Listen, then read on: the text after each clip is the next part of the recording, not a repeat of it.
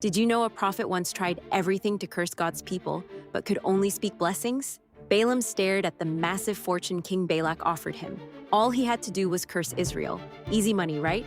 But every time he opened his mouth, blessings poured out instead. His heart raced with panic.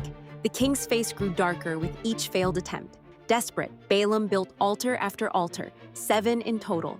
Maybe a different location would work, maybe different sacrifices. His hands shook as he tried again and again. Then his own donkey saw what he couldn't, an angel blocking their path. When the donkey spoke to warn him, Balaam finally understood the terrifying truth. He wasn't just failing at a job, he was fighting God himself. In that moment of crushing realization, Balaam's final prophecy burst forth. A star would rise from Jacob. Without knowing it, he had just prophesied the coming Messiah. Sometimes what feels like opposition becomes God's greatest blessing. Even our enemies' attacks can become doorways for his promises to unfold.